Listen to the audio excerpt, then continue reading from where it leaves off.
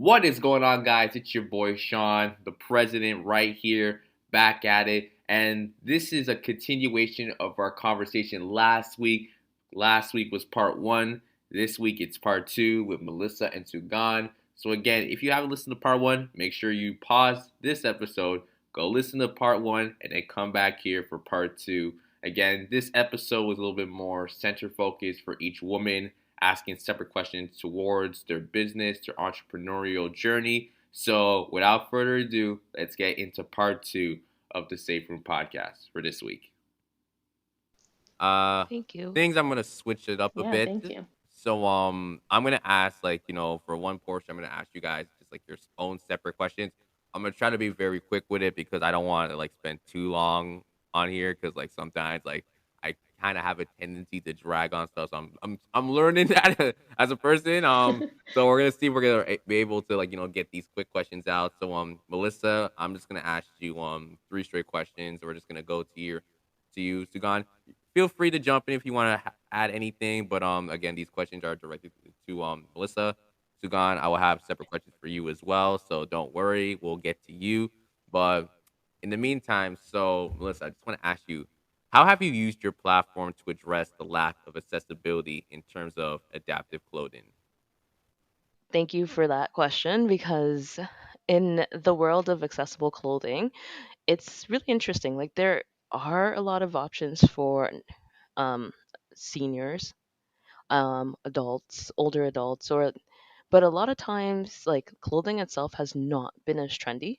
Um, Mm. there has also been a lot of like a lot there's a huge movement now to make clothing that is a bit more trendy and accessible, but it's mostly for like older children, teenagers, adults, and things like that. So I've noticed that there is a gap when it comes to smaller children, like babies and toddlers and things like that. So my goal, I'm hoping, is that in creating, especially like with a focus on outerwear specifically, that creating clothing that is comfortable, that is adaptive, um, but not just comfortable. You want something that looks cute.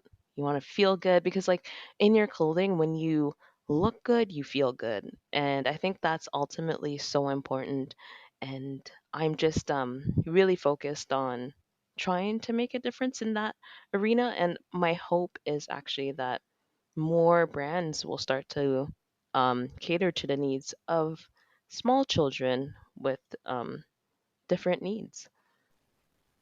Wow, absolutely, absolutely. Yeah, a lot of times you really don't see like stuff in terms of like adaptive clothing like accessible in like stores and everything, and people kind of assume like it just doesn't exist. But sometimes it's the problem where there's just not a lot of people that are being able to hear about these conversations or happen to see these things be implemented. And sometimes it's with the stores as well, and just like who are the suppliers that are actually going to put these adaptive clothing in there, because sometimes they'll be like, well, you know what, probably just let's just focus on what's the next summer clothing line that's going to be coming out, or the next winter clothing line that's going to be coming out. And most of the time that gets bypassed, or like that gets pushed in front of adaptive clothing, because most of the times that's what people are going to spend their money on. That's what people are actually going to invest their time on.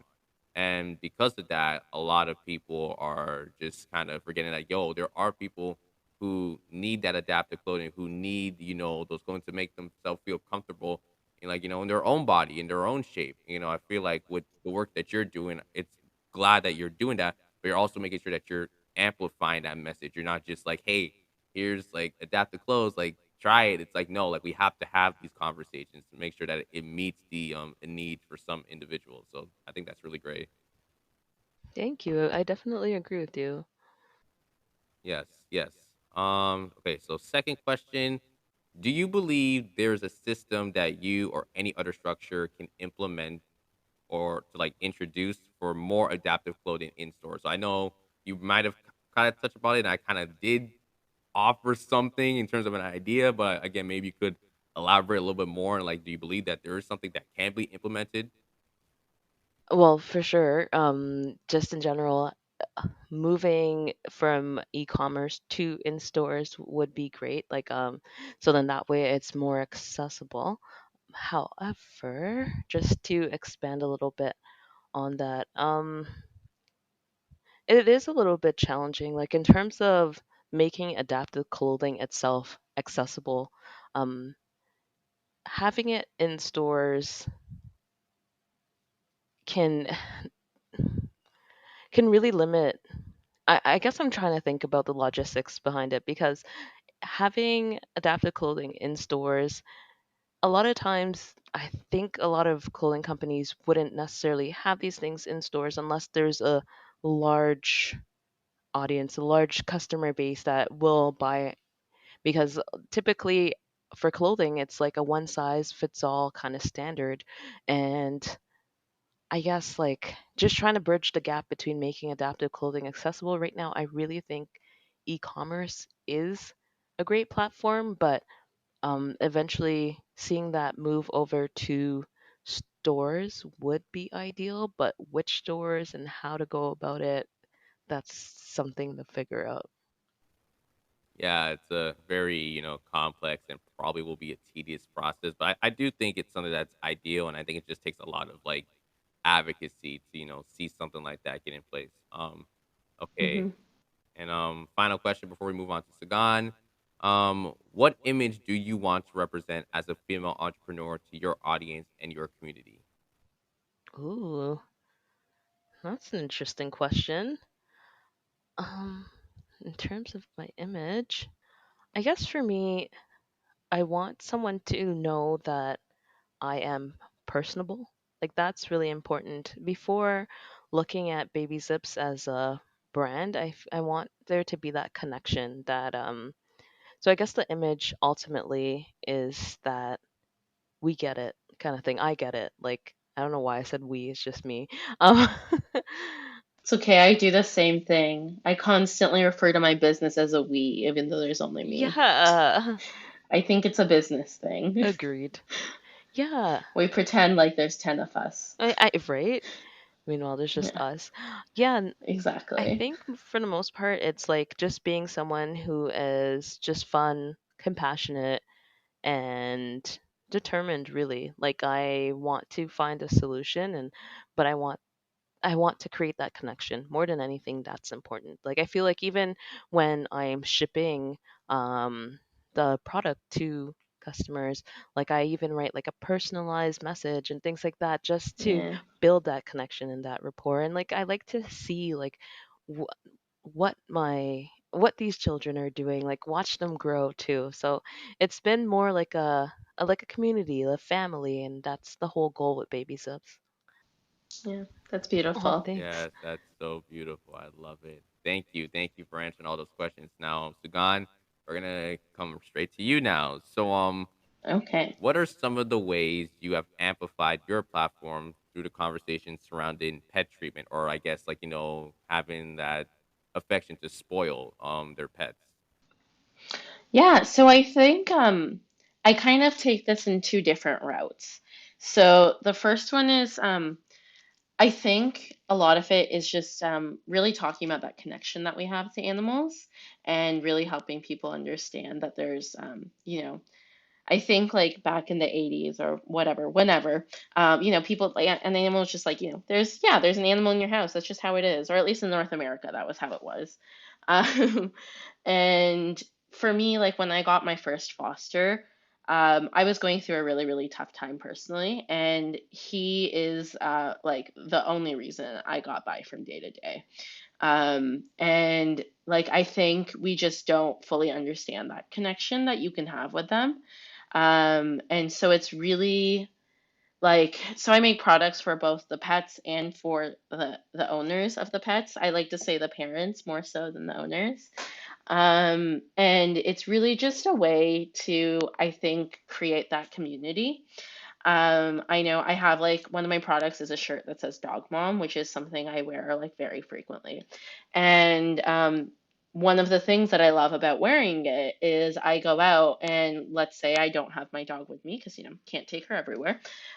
Someone is going to be like, oh my gosh, like, I love your shirt. I have a dog. And then we just end up having like a half an hour conversation about our animals.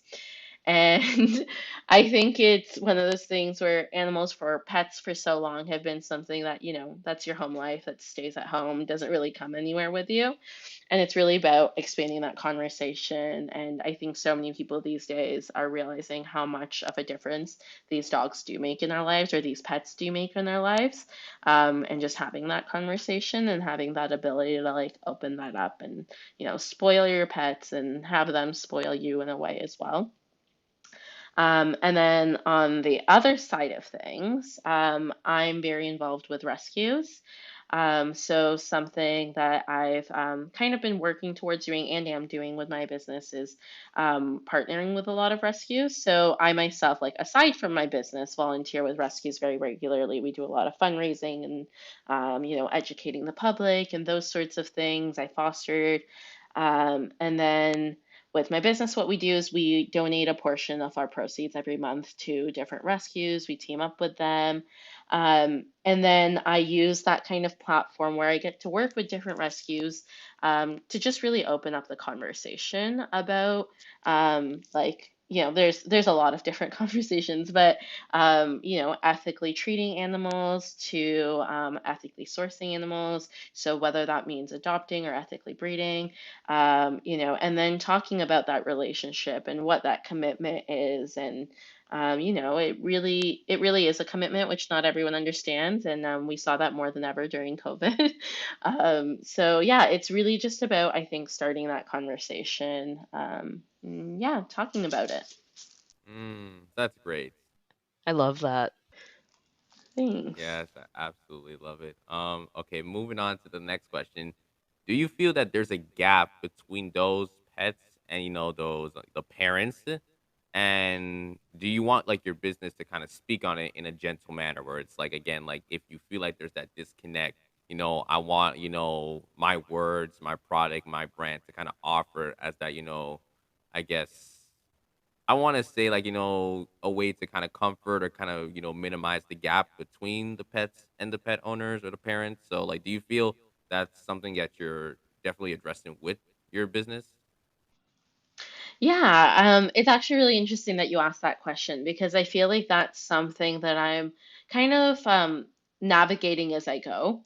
And, having started this business, I've been exposed to a lot more pet owners than I ever was before. I'm talking to a lot more pet owners, whether it be over Instagram, in real life, whatever.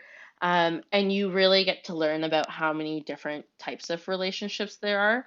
And yeah, there definitely sometimes can be a huge disconnect between pet owners and pet parents. It's really interesting about kind of walking that fine line of how to talk to people about it without, sometimes there are situations where, like, yeah, a pet is being neglected or not being looked after properly, and how to have that conversation with someone versus, and it's not always clear too. Sometimes you have people who are filing all these things to spoil their pets without doing what comes with it. So it's really interesting because everyone loves their pets. There's no doubt about that side of things. They definitely have a love and care for them, but there is a huge lack of education on how that relationship is supposed to be maintained, what it actually means to have a pet and to care for a pet. A lot of people forget that they're living things, and they have emotions and they can have trauma, and a dog isn't just aggressive, it's because so many, like 10 things happen to make that dog like that.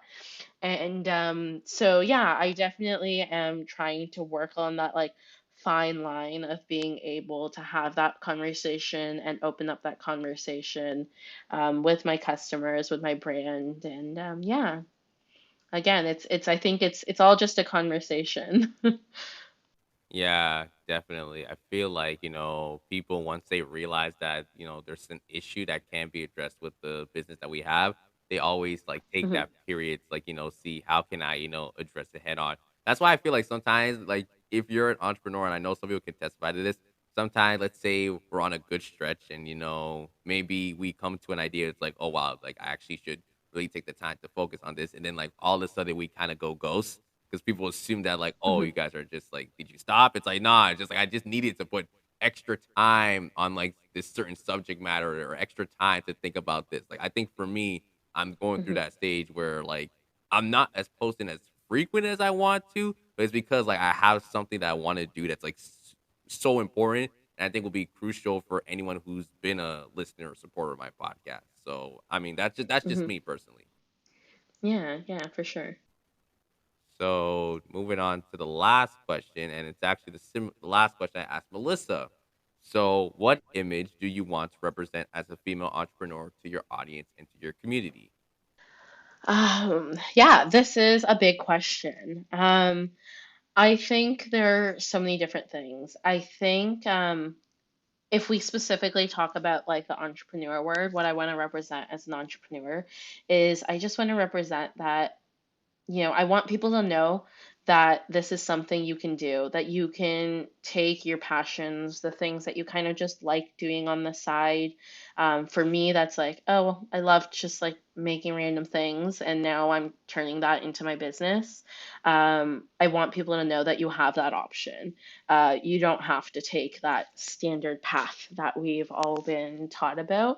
It's about, taking your passions and your loves and all of those things and creating your own path. Yeah, and then in terms of my audience specifically, in all honesty, I really don't want the focus to be on myself. I think for me, my business is so much more about those animals in our lives. And I want to remind people that, it's not just about what we gain from them, but what we can give to them. And yeah, so I think it's just about kind of turning that focus back around to more so my customers and their furry friends. Aww. I'm all in my feels right now. Yes, yes. Yeah, thanks. That's perfect. That's perfect. Now, I know that there's still a little bit left, but to be very honest, and again, I'm open up for you guys. We were going to talk about the working entrepreneur, but I feel like from this conversation, I feel like we did kind of talk about it a bit in extent, and maybe it's just I don't want to go over time a bit because I feel like the conversation has just been perfect. You know, so sometimes I will add stuff as like again as like maybe an additional talking point because again, you guys mentioned before that you weren't as comfortable or like this was your first podcast, but I think from your first episode or first recording, you guys did amazing. Oh, Sean, I wanted to let you know this is not my first podcast. I was like, Oh, it's not. oh. Wait, Melissa, you've been lying this whole I'm like, time? when did he think it was? No, no, I said that. Oh.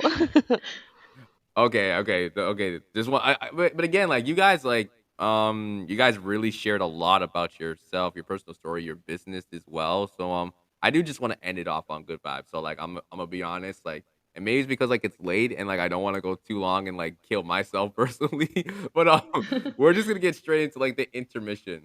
So, I think it was really well done. Yeah, Yeah, I really think it yeah, I was well agree. done. yeah, so like we're just gonna like kind of switch things into different gears. So usually the intermission is like anything you guys want to talk about. So like I feel like this is like the perfect way to kind of close things up. So I don't know if there's like anything that you guys want to like add on outside of this entire conversation. It could be anything. Music related, maybe pop culture, maybe personal things going on. I mean, Okay. I think we're ready for this. All right. yeah, again, like I mean, if you want, I could definitely start. So Melissa, I know you mentioned before that you love to listen to Oh, music. So wait. No, no, no. I don't think so. Sean. So, We're turning it yeah, back so let's you're turn it around. turning it back to around now. me again. Yes. Now, you mentioned, us being female entrepreneurs. What is the male entrepreneurial experience like? It's. I will tell you this: it ain't easy. It's not easy. um, I think for me personally, and again, thank you for asking the questions as well. I really appreciate that because I kind of assume that people just answer my questions and it's just like they never throw it back my way. So again, I appreciate that. I think for me, especially with my journey with my podcast, it's very interesting because again, I never asked to do something like this, and most of the times that you look at the different male entrepreneurs like in the industry, it's like they already have everything figured out. They seem to have a plan and everything is set in motion.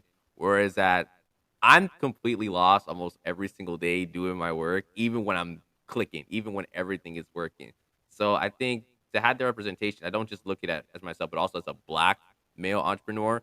That's something that I think has a lot of meaning and power. Especially how I look at other people today and they say that they run programs or they're part of like community organizations or bigger businesses. I know one prevalent group is the Black Business Professional Association. That's a group I've been keeping an eye on for a good couple of like months, close to a year now. And to like see all the different people from there, black males represent that team, it just kind of shows that wow, like if they're able to kind of come together or like gain opportunity like that, who's to say I can't do something? Because most of the time it's like I'm not sure, man. Like, am I able to actually, do something crazy? And I guess the image I want to do as well. I am a person, and you can ask anyone. I love to help people. I love to like make sure people get in their bag, and like everyone has a seat at the table, have that representation. And I know sometimes that might cloud me from like my own goals. And I think now I'm starting to find a perfect balance where it's like I want to help people, but also I want to make sure that I'm growing for my own self. But I think for sure, I just want people to like when they hear my podcast and resonate with the content I'm saying, it's not to just be like you can't just get a good laugh or you also hear a very serious conversation or maybe hearing from the episode it kind of inspires you. Maybe I say one sentence or one quote. It doesn't have to be like for the entire hour or so. It Hmm. wooed you. It could be one sentence and it makes you reflect. Like you know what, some of the things he's saying, if he's able to do something like that, then I have the confidence to go out and do something like that. And whether it's in podcasting or something completely different, that's what I want to really, amplify with my words and with the platform I have. The reason why it's called a safe room is that I want everyone to come in to share and open themselves and hoping that once they walk out, they're able to, find their full potential. And that way they're able to, really blossom to the human being, to that entrepreneur or whatever they want that they truly are. So yeah. I love that. Yeah. I have to say, when you first talked about, when we first met, about your podcast being called The Safe Room, and you kind of talked about what that meant, I've always really loved that this is all about creating that safe space for people. I think that's so undervalued. So I love that you're doing that. Yeah. So Thank you necessary. guys. Thank you guys. Yeah. I don't know if you guys have any more questions because, like, listen, I'm open to I sharing out too. Listen, I I don't. actually do. Okay, perfect. Listen, episode number two, the next one with us, is going to be both of us interviewing you. Look, listen, Exactly. I've been trying to get people to interview me. No one's picking up. So, like, I will take these opportunities when people ask me the Yep. questions. So, There we go. Well, okay, this one is for everyone really. It's just kind of like looking at your journey to where you are now to get where you are now. Is there anything that like looking back in retrospect that you would have wanted to have done differently? I know hindsight is 2020, but like do you think you would have just started the entrepreneurial journey sooner? Are you happy that you went through the working world? Like I just want your insight.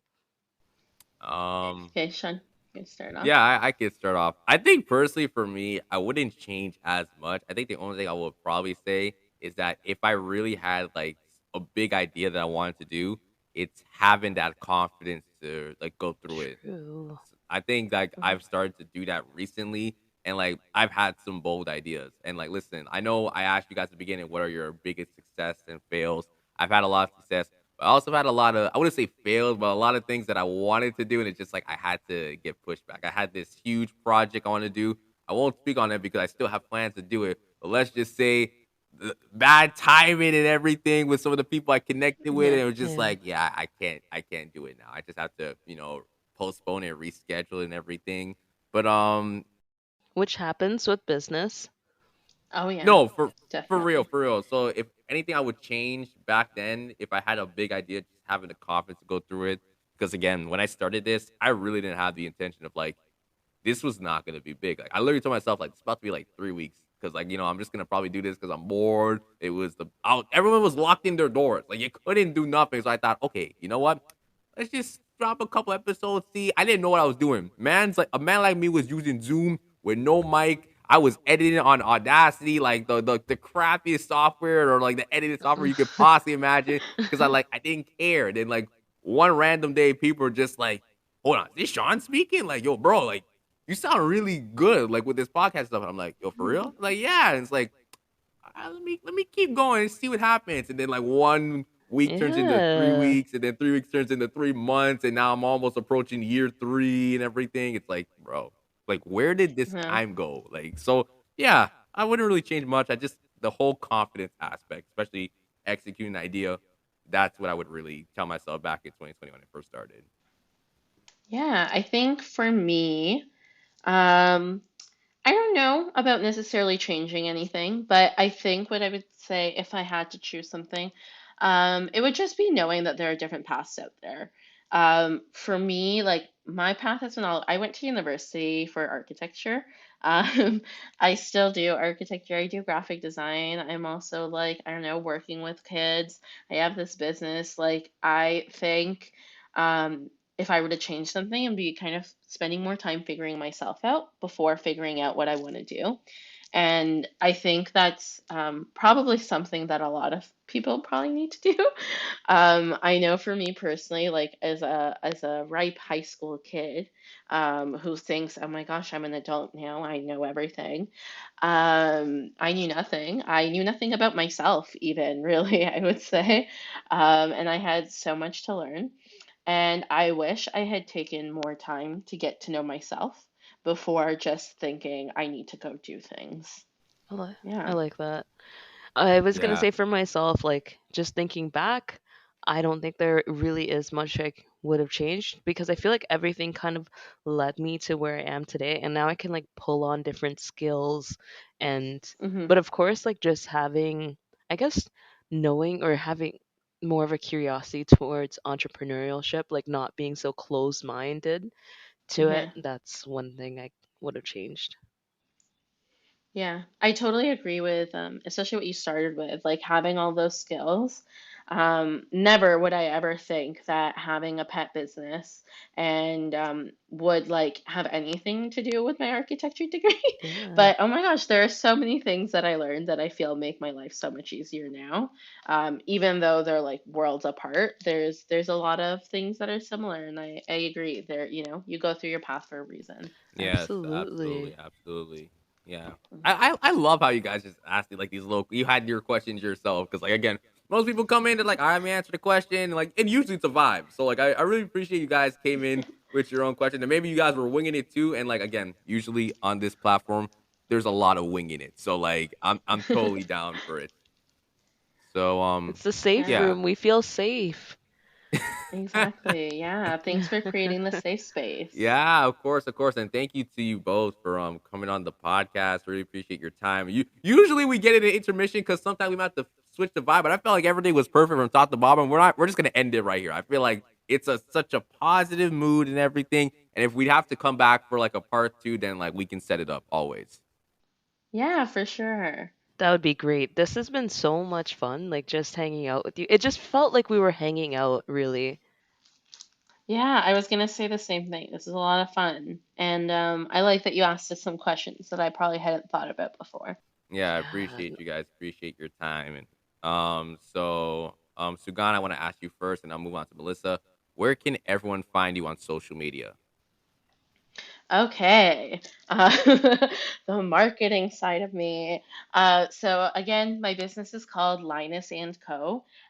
You can find us on Instagram and Facebook if you just look up linus.and.co. Or you can visit us on our website, which is linusandco.square.site. Yeah, come look at our pretty pet pictures. Oh, I Of love course. that. The marketing director. Woo! Oh, wait, you know what? I started a TikTok too. So we're on TikTok, same thing. Linus and Co. on TikTok. Come find us there. We need followers. Hey, listen, like I will follow you guys right after this, so don't worry, I got you. Yep. Me too. I love TikTok, Yes. Yeah. so I will be all over your TikTok page. You know what? I've been a watcher for many years. When COVID started, I was like, yeah, I need something to do. Let me watch all these TikTok videos. Never in my life did I think I would be making TikTok videos, but we all know how good it is for a small business. So we're learning, we're trying, and something's That's happening. literally So me. That's Literally me. amazing. Like, in fact, if anyone yeah, knows, I was the biggest TikTok hater. I'm like, I don't know what was crazy about it. And now here I am. I actually have a TikTok account. I'm still trying to work on it, yeah, but I have one. And now people are saying, like, you're such a hypocrite, John. Like, this guy was talking all this shit. And now you got a yeah. TikTok. It's like, look, bro, like, it's a business move, okay? Let me tell you, I feel the exact same way, especially like, okay, so my biggest things, I hate filming myself. Absolutely can't do it. I hate it. But I know that's what you have to do in the small business world. So I filmed one video with myself, and let me tell you, that's my only video that's done well. So I am learning so much. Definitely stepping out of my comfort zone with The TikTok. beauties Yeah, of being I an know. entrepreneur, learning every Oh day. yeah. Yes. Oh yeah, you got to do Oh, everything. yeah. Absolutely. Melissa, how about you? Where can everyone find you on social media? So I would invite you to visit our Instagram page at it's baby zips with an S .ca, and that's we're available on Instagram, Facebook, also TikTok, and our website is also babyzips.ca. So come by, come check us out. Love your feedback, and just join our community. Be a part of the family. Mm. Yeah, I always like to say, you don't have to buy something to be a part of the family. Just come say hi. I want to see what's going on in your life. Yeah, and I follow back, like, and Yeah. I actually want to see what's going on. I love how you said that. Just like, oh yeah, I'm gonna follow you, but I bet you're not gonna follow me. So like, what's the point? It's like, no, like we'll fall back. But again, Sugand, Melissa, thank you so much for coming on the podcast. Appreciate your time. To everyone listening, thank you for listening to the Safe Room this week. You can follow me on Instagram at the Safe Room Official. Check me out on Twitter. I'm trying to be more active on Twitter now. It's again like I wasn't really a Twitter person, but I'm now starting to be on Twitter at the Safe Room Pod on Twitter. TikTok, I do have a TikTok, TSR podcast, and soon to come back YouTube. I'm doing some remodeling on YouTube. You might see a couple of like YouTube shorts and clips and everything. So I'm working on that. You can also check out my website, www.thesaferoompodcast.com. And even though it's .com, yes, I am based in Canada. They just didn't have the domain at the time. So I mean, what can you do about that? I really can't do much. So yes, those are all my socials. And also, guys, I'm gonna keep saying this because it's actually ironic. So my birthday, like I mentioned, October 24th. But also, it's almost the 1 year anniversary since we dropped the intro and outro song for this podcast. So if I mean Sugand and Melissa, you'll hear it when it uploads, but just to give a little context. So I actually I made a song and I had someone help me produce it. But I made a song and Whoa. it's like the intro. Love this. It's the intro track and the outro track for the podcast. So it's called First Lady. So you can listen to it on like Apple Music, Nice. Spotify, and like it's like one of my crowning Wow. achievements. It's like- Yeah. Congrats. Super cool. Tell me you sing. it was like singing and rapping in a sense. So like it's like a mixture. Nice. I like that. Yeah, It's so pretty it's exciting. almost the 1 year anniversary because I actually dropped it on my birthday. So that was like my birthday gift last year, and it's almost 1 year. Yeah, I love that. So guys, I would appreciate you guys just go check out the song. Tell me what you Yeah. think. It's a different vibe than like your typical song you might hear today. So again, let me know. Is it on TikTok? Mm. I mean, if you probably type in like in terms of like if you want to add music, yeah, it's on TikTok. But again, if you want Yeah. to hear the full song, it's on Apple Music, Spotify, SoundCloud, YouTube, all streaming platforms. Awesome. You have to make it a TikTok You trend. do. You need to make a dance and you'll be trending in Honestly, I minutes. was thinking of doing like maybe like a duet. Like I'll probably do like an open verse for someone to go Yeah. on, and like I Mhm. might send it to like my followers. Because I won't lie, I'm like I've been contemplating like, yo, how is some people sound on this beat? Because like again, it's different. You know what I was gonna say? You release it as a sound on TikTok, get Melissa and her baby to do a dance on it. Bam, both of you go viral. Yo, that would Woo! that would be dope. That would be dope. I Yes. love that. Yes, absolutely. But guys, thank you so much. And also we're almost approaching episode 100, so we're almost reaching that milestone. And Wild. listen, That's Congrats. and listen, let me know amazing. who y'all want to see. I already have someone in mind, but also I'm willing to open up to you guys. Like, who do you want to see on the podcast for episode 100? I mean, who knows? I mean, again, I already have someone in mind, but if you guys have anyone, please let me know. Please let me know. I can't wait to see who will be on next. Who it is. Yeah. Yeah, I want to know who's in your mind. Who's the person you have planned? I'm so curious. Yeah. I'm definitely like gonna probably like do some like Easter eggs and like tease people. Like I might say like, oh, this is the guest. But, like, oh, it's not really the guest. Like, is it really the guest? Like, you never know. Mhm. Guys, it's Drake. Drake's coming on the podcast. There we go. Yes, absolutely. But guys, hope you guys enjoy the rest of your day, your evening, whenever you're listening. Again, make sure to go check out Sugand and Melissa's businesses. Until then, we will see you guys next time. Bye. Thanks so much for having us, Sean. Thank you.